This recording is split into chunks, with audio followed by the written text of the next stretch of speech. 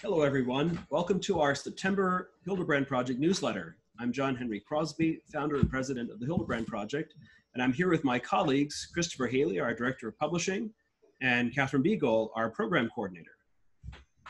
Christopher, we have some new publications to announce. We do. I am extremely excited to, at long last, announce two new books coming out at the same time. Graven Images, Substitutes for True Morality, and Morality and Situation Ethics.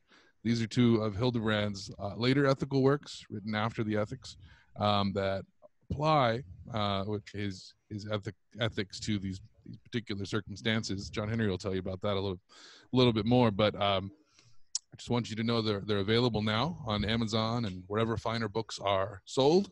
You can ask your bookseller for them if they don't have them. Brand new editions, fully edited. The Graven Images is a new forward by Rocco Buttiglione. It's excellent. Nobody knows this stuff better than he does. Morality and Situation Ethics has a fascinating new forward by John Finnis, who gives you a wonderful history and overview of the ethical arguments that sort of predate this book and their conclusion. It's very honored to have it. It's an excellent forward. The covers, if I don't mind saying so myself, are beautiful. They're excellent. They'll look great on your shelves. Pick up a copy. So I'll stop pitching the books here in a minute. We'll actually talk about them. But yeah, they're available now. Some of you are going to ask me about audiobooks. They're coming. They're coming. Not yet, but they're coming. So stay tuned for those. In the meantime, you probably should just buy this one. So John Henry, you were going to tell us a little bit about the origin of these works. Yeah, right. So these books, Morality and Situation Ethics and Graven Images, are from the mid-50s, 55 and 57, but they weren't the first ethical works of Van Hildebrand. And I find it always worth saying that for Van Hildebrand, he saw himself sort of above all as a moral philosopher, because he thought that ethics asked the most important and central questions of life. So when he discovered philosophy as a teenager, it was reading the dialogues of Plato, and it was that moral earnestness of Socrates that impressed him so much. And then during the early 1930s, he was forced to flee from Nazi Germany when Hitler took power, and he went to Florence. And as every good philosopher would do, he decided maybe he should earn his living by trying to write a book and live on the advance. And so he wrote to his editor in Germany and said, "I'd like to write my ethics. Would you please agree to advance me a certain amount of money every month?" And this publisher thought that was a good idea. And so he began to write. And then, of course, circumstances intervened and he couldn't complete the work. He became one of the leading voices in the anti-Nazi period. But then he was arrived in the States as a refugee in 1940 and taught at Fordham University, and then began in earnest to go back to writing philosophical works. He wrote his major work, The Ethics, 1953, and then he began to have conversations with with Alice Van Hildebrand, who was not his wife yet at the time, in the 1950s. They married in 1959, and she would basically come back with the sort of objections and problems that her students would raise to her at Hunter College. And they were all infected by the zeitgeist, so the kind of the arguments against the objectivity of moral values, the kind of relativism and so on she was encountering, it was all in the air. And these books were inspired, she says, by the sort of issues that she brought back to her husband. And so, they represent, as so often is the case with Van Hildebrand, a book that was born in response to a particular moment in time. And so, these books were published, many, many years ago, and yet we always notice this, I think, during the editorial process, how fresh they remain all these years later, because they continue to address these issues really from the root. So very excited to have these books back. These are really essential books to have back in the Hildebrand corpus, and they're very applied. They look at concrete moral issues.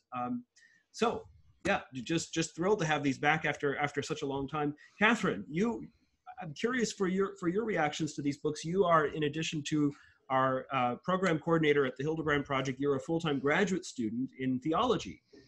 And so I imagine you read these books as a moral theologian, maybe first and foremost. Yeah. Well, my specialty isn't exactly in moral theology, but I do think that Hildebrand has a lot to say and a lot to offer for the world of theology, despite the fact that these books are not works of theology, but they're works of philosophy. And John Finnis's foreword really, I think, sets that up very well, in the fact that he brings Hildebrand in dialogue with the later moral works of the 1960s, which is what my focus would be more so to read primarily. So with like Veritatis Splendor, he sets that up, morality and situation ethics, as moving forward towards these other great works that were coming out, and Hildebrand's foresight in seeing that these currents and these trends for ethics were in the air before they were many works published about them or talked about. So yeah, I think that's my first reaction. That's one of the really neat things about these books and about morality and situation ethics particularly. Well, we call it morality and situation ethics. In the book, it used to be called circumstance ethics. We had to change it in this edition because once it became a school of thought, it was called situation ethics. But Hildebrand was addressing this at such an early stage that there was nothing, that it wasn't even really out there yet. It was just sort of the stuff people were talking about. It was in the air, right? He had this sense of it. And so in the second edition of the book, there's an epilogue that's directed particularly to this other book, Fletcher's Situation Ethics, which we've removed here because no one reads that book anymore. But it just goes to show that Hildebrand always had this sort of preternatural insight into like what was coming up, and so the book has this really interesting context, but you don't need that context, right? It remains very helpful and very interesting anyways. It's fun to kind of know the history, and I do think, we probably all think, that some of this stuff is having a bit of a resurgence today, so they're perhaps all the more important again. But they can be read and are very valuable from a moral theologian standpoint, from a sort of history of ethics, and also very much from just an applied ethics standpoint. So that's a bit about morality and situation ethics. What about Graven Images, John Henry? Yeah, I love that book. That was one of the first books of Van Hildebrand I read as a college student. I had a text of Van Hildebrand class, and we read this text, and it made a huge impression on me. And there are a lot of ways of describing what's in it, and I think you have an interesting way of saying why you think the book is so important. But one way to sort of frame the book for people who want to know sort of what's in it and what's it about is to say that Van Hildebrand was a great defender of the objectivity of moral values. He was a great critic of relativism, and yet he was very alert to the fact that many people just don't see it that way, right? There are many people who have a very different perception of ethics, of ethical values, of the rank, the order of what's morally important, what's not, or what counts as ethical. And so one way of thinking about Graven Images is that he wanted to give an account for all the different ways, all the different things that sort of intrude upon our ability to see moral values for what they really are. And so it's a very profound analysis. He speaks of value blindness, and of course he speaks about it in a much more qualified way in the book, and there are different kinds of value blindness, but he wants to give an account of what happens when people don't see the moral reality, rather than just saying, you should see it, and why can't you see it, or driving away with arguments. He also gives an account for the many reasons people can't see it, and the account is very interesting because much of what he talks about the role of pride and concupiscence in blinding our moral vision. These are things that are in our power to address. So it's not just an analysis and then we go home more informed. This is something that all of us, I think, in our moral lives can be helped by, because we can begin to identify the different areas where pride and concupiscence might play a role in blinding us from seeing moral values as clearly as we should. So just as the spiritual life is a work, we're always a work in progress, the moral life is as well. And Van Hildebrand provides us a great resource, I think, in this book. But you have some other things that I've heard you say that I'd love for you to share with our audience. I don't want to give away the end, but it is called Graven Images, so the alternative to true morality ends up not being very good. But that's so what Hildebrand does is he helps you see, not always. I mean, he doesn't focus on sort of the bad things per se that get in the way, right? About moral evil and stuff. There's plenty of books on that. What I think is so interesting in this book is that he focuses a lot on the good things that get in the way, on the extra moral, not immoral or amoral, but the extra moral goods that can blind people to the true moral value. And I think that's something that we see much more commonly, right? So, I mean, he talks about honor and courage and respectability, all things that are good things, right? But they're not good things if they keep us from taking the final step to true morality, right? Then they're bad things, in fact, that are holding us back. And so I think Hildebrand, in his very thoughtful analysis of those, gives all of us an opportunity and a challenge to say, like, well, are we stopping short, you know? And are we setting up these false idols, these graven images that are keeping us from being truly moral? And don't want to give away the end, but probably we all are. So that was my takeaway, at least. Yeah, it's a special book. I like what you say there, that Van Hildebrand, for all of the ways he can be such a powerful critic of moral evil and untruth and all the things that sort of tear down the universe of the good, the true, and the beautiful. There's always this desire to sort of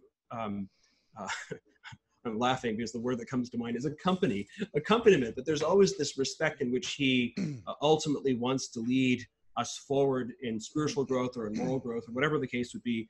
And so this is a book in which, you know, he's not just sort of identifying sort of moral flaws and shortcomings as much as sort of opening up pathways by which all of us can, as you say, live a deeper and fuller and truer moral life without the, you know, the kind of the competition from these other things, which are goods, but they're not moral goods in the same way. So it's attuned also to like the person as well, like in what you're saying, that it's not like he's accompanying each individual person along the way, and that I might read that book differently than you would, John Henry or Christopher, and that those extra moral virtues play out differently in each of our lives. That's right. Yeah, because it depends very much on sort of what the competing extra moral things are in my life versus your life, and they're going to tend to be very different among people. You know, Hildebrand is very sensitive to he talks about tradition and background, right? How that affects us, or, you know, sort of why that makes certain things more important for me versus than for you. And so I think that, again, by the way, I think just as a general matter, this is a wonderful example of how the defense of an objective moral reality doesn't sort of reduce all ethics to some kind of boring, narrow hierarchy, you know, that we all have to fit into. In fact, it actually allows all of us in our own individual ways to flourish morally, because it addresses us in our own individual paths. So I think in conclusion, what we're saying, you all should buy the book. We're not saying it will make you a saint, but it ain't gonna hurt. And it might help, and if not, it'll at least be really enjoyable, I think, along the way. So thanks for joining us this month. We'll be back next month with all kinds of new news, updates on the ethics itself, which will be coming out pretty soon. We hope that you will take a moment to like the video, subscribe, comment. We'd love to hear your thoughts, and we look forward to speaking with you more soon. Bye, everyone. Bye, guys. Bye.